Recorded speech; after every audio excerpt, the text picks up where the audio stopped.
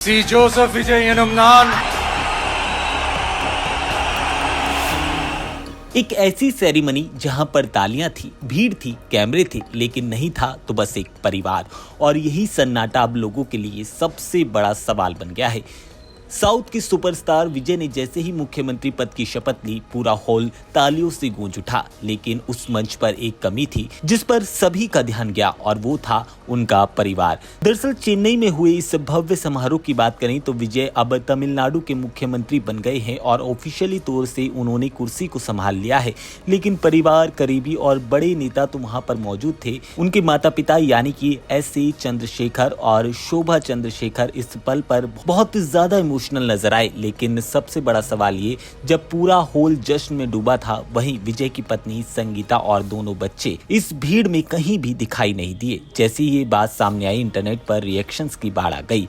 इतने बड़े दिन में उनकी फैमिली असल में कहाँ थी? सब कुछ ठीक नहीं है।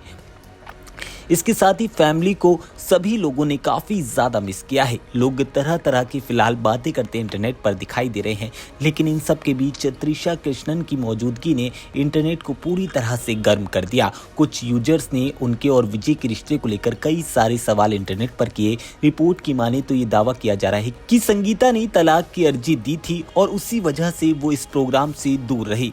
कुछ लोगों ने कहा कि उनकी पर्सनल लाइफ है, हमें जज नहीं करना चाहिए। तो कुछ लोगों ने कहा इतने बड़े दिन फैमिली का मिसिंग होना काफी ज्यादा शॉकिंग है। आपको बता दें, विजय ने राजनीति में ऐतिहासिक कदम रखा है, लेकिन पर्सनल लाइफ की बात की जाए तो उनकी खामोशी कई सारे सवाल खड़े कर रही है। फिलहाल इतने बड़े दिन उनकी फैमिली पूरी तरह से मिसिंग नजर आई है। ना तो उनकी पत्नी नजर आई और ना ही दोनों बच्चे। ऐसे में मनमुटाव चाहे कितने भी हों, लेकिन इतने बड़े दिन फैमिली जब साथ होती है तो उत्साह यानी कि एक अलग ही खुशी इंसान को महसूस होती है। लेकिन इतने बड़े दिन जब तमिलनाडु के मुख्यमंत्री के तौर पर विजय शपथ ले रहे थे तो उनकी फैमिली कहीं गायब थी।